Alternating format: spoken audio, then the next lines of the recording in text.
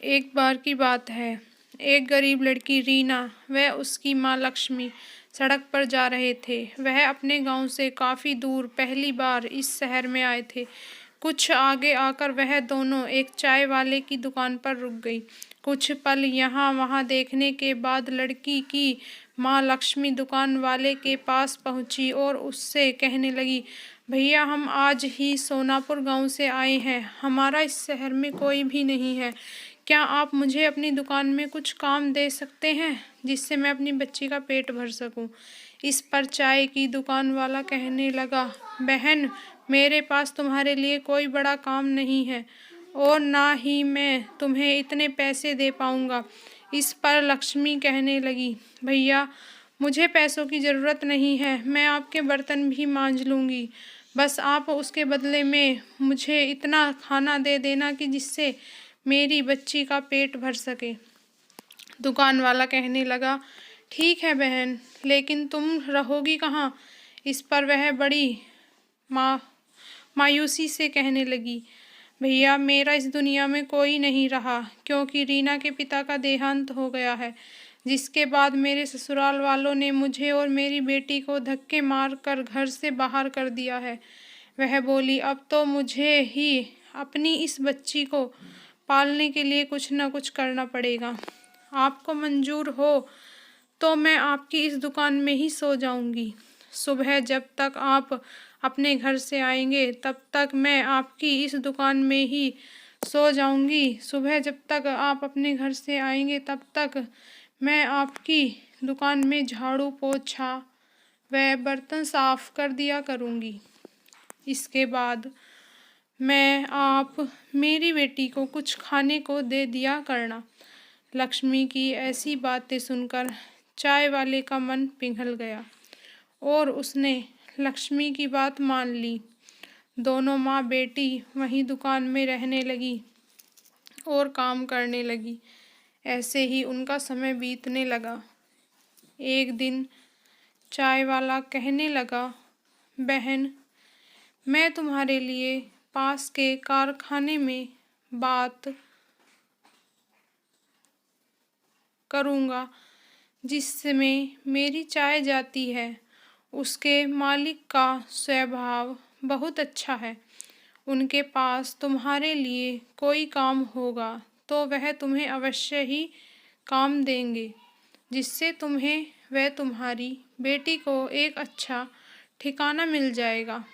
यह कहकर चाय की दुकान वाले भैया ने जब कारखाने के मालिक से उन दोनों के बारे में बात की तो मालिक ने कहा, ठीक है, हमारे घर पर एक काम करने वाली की आवश्यकता है, इसलिए तुम उसे हमारे घर भेज देना। वह चाय वाला लक्ष्मी व उसकी बेटी को मालिक के घर भेज देता है, जहाँ पर मालकिन की पत्नी लक्ष्मी को घर पर पूरा काम समझा देती है और साथ में यह भी समझा देती है कि तुम्हारी बेटी रीना मेरी बेटी समायरा से दूर रहे, जिससे उसे कोई भी किसी भी तरह का इन्फेक्शन या बीमारी का खतरा न रहे। एक दिन लक्ष्मी रसोई में काम कर रही है कि अचानक उसकी बेटी रीना की चीखने की आवाज़ सुनाई देती है। लक्ष्मी भागकर वहां जाती है तो देखती है रीना ने समायरा की फ्रॉक हाथ में ले रखी है और उसे देखकर बहुत खुश हो रही है। इतने में मालकिन भी वहां आ जाती है और लक्ष्मी व रीना को डांटने लगती है। वह कहती है, लक्ष्मी मैंने तुमसे कहा था ना कि समायरा की किसी भी चीज़ को मत छूना और उससे दूर रहना। यह कहते हुए मालकिन समायरा की उस फ्रॉक को रीना को ही दे देती है और कहती है, अब इस फ्रॉक को तुम ही पहनना। यह कहते हुए गुस्से से चली जाती है।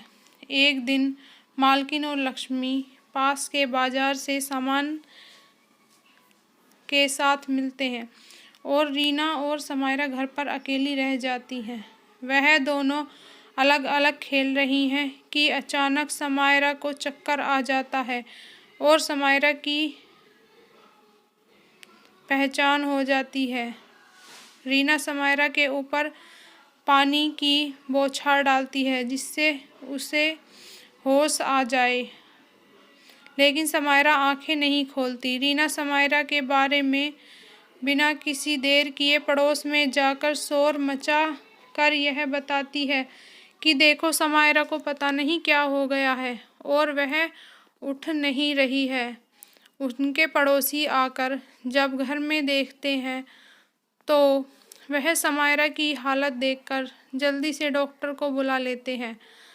कुछ ही देर में डॉक्टर वहां आ जाते हैं और समायरा को इंजेक्शन लगाते हैं जिससे वह होश में आ जाती है। कुछ देर बाद मालकिन व लक्ष्मी भी बाजार से लौट आते हैं और घर पर पड़ोसियों को देखकर घबरा जाती है। समायरा की हालत देखकर तो मालकिन बहुत ही परेशान हो जाती हैं, लेकिन डॉक्टर उन्हें दिलासा दिलाते हैं कि अब वह ठीक है और कुछ दवाइयाँ लिख देते हैं। समायरा की मम्मी उसके पापा को भी फ़ोन करके बुला लेती है।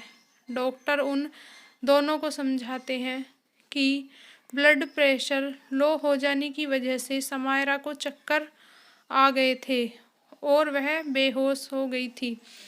ऐसे में अगर सही समय समय पर रीना पड़ोस में जाकर लोगों को नहीं बुलाती तो कुछ भी हो सकता था। वह रीना की बहुत तारीफ करते हैं और कहते हैं, अगर यह समझदार लड़की यहाँ ना होती तो पता नहीं आज क्या हो जाता। डॉक्टर की यह बात सुनकर समायरा के मम्मी पापा बहुत खुश होते हैं और रीना व समायरा को साथ में खेलने की इजाज़त दे देते हैं, जिससे लक्ष्मी की परेशानी और भी सुलझ जाती है। अब वह खुशी खुशी मन लगाकर उनके घर में काम करती थी और अब उसे अपनी बच्ची की भी चिंता नहीं रहती थी, क्योंकि अब रीना और समायरा सारा समय साथ खेलते रहते थे। इस प्रकार एक गरीब माँ और उसकी बेटी जिसका कोई सहारा नहीं था, उन्हें सहारा मिल जाता है और खुशी खुशी उनका जीवन व्यतीत होने लगता है। इसलिए हमें कभी भी जीवन की कठिनाइयों के सामने हिम्मत नहीं हारनी चाहिए और डट कर उनका सामना करना चाहिए।